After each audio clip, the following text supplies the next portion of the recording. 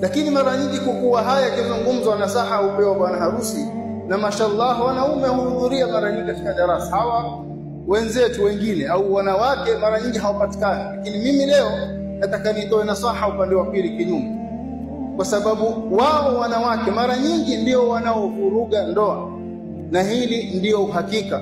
Ukienda katika zile ofisi wanaohusika na mambo ya counseling na marriage, utakuta kwamba matatizo mingi yapo usingiziwa wanaume, lakini matatizo mingi yapo kwa wanawake.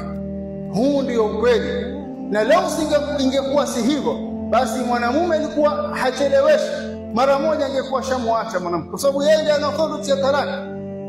Lakini kwa kuwa huvumilia mpaka ikakosekana budi, mwisho ima ipelekwe kotini au watafute wazee wasuluhishi, ni kuonyesha kwamba kule ndipo kumekuwa na matatizo. Mwanamke achukue na saa hizi tatu. Mwanamume, miongoni mwa mambo makubwa muhimu, haki za mume ni kuheshimiwa na vile vile kusikilizwa na kutiiwa. Mambo matatu. Lazima mwanamke amheshimu mume wake, ajue kadri yake, ajue cheo chake, kwamba yeye ndiye baba wa nyumbani, yeye ndiye masuhulia wa nyumbani. Mwanamke asimnyanyulie sauti, asimuoneshe madharau wala jeuri mbele ya watu, hata ikiwa hakuna mtu. Na leo hili ukiliuliza katika majumba mingi, wanaume wengi wavumilia tulibasi, lakini wanawake mashikio wamepita vichwa, wanawazungumzisha waume zao kwa sauti za juu, sauti za kelele, pengine hata bila heshima mbele za watu, hata kukiwa na wageni pia heshima hakuna. Lazima mwanamke afahamu kwamba mwanamume anatakiwa aheshimiwe.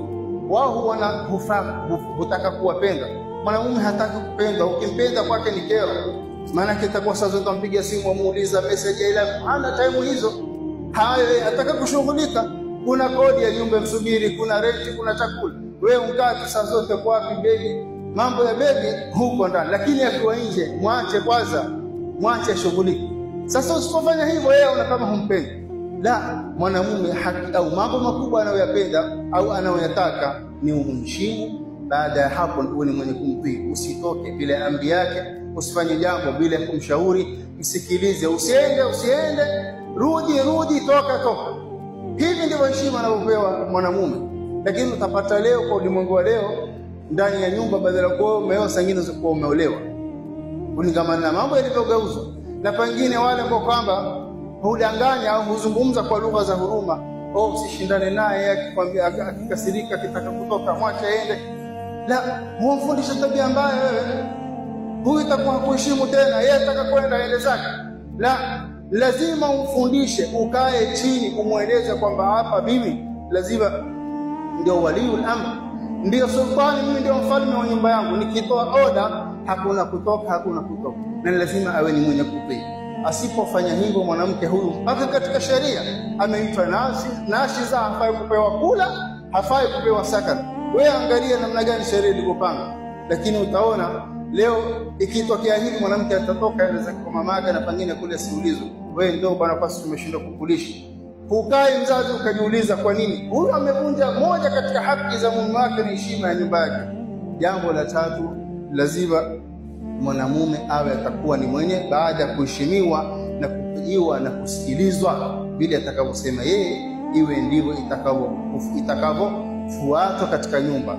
Usiwe mume ana amri fulani wewe ukaenda kinyume, mume ana jambo fulani wewe ukataka kufanya kinyume na hivyo. Na mengi ambayo yahusiana na masala ya ndoa ambayo wanawake watakiwa wayajue na wayasome kuhusu ndoa, wajue thamani ya mume na heshima yake na namna Uislamu ulivyompa cheo. Na leo nimekusudia hili kusudi kwa sababu mara nyingi nasaha zikija upewa mwanamume aambiwa akasubiri. Ndio maskini, hata pengine hili analokwenda kulisubiria hajui nini. Manake akienda kule atakalofanywa yeye, mwanamke njeuri asubiri, mwanamke ana mlimi mrefu asubiri, mwanamke mtukana atakalofanya hana haki kuzungumza, ameomba subiri. La, si hivyo. Lazima umnyoshe, umweke katika barabara sawa, ajue kwamba yeye pale ni mfano wa awe chini yako, akusikilize, na wewe ndiyo kiongozi.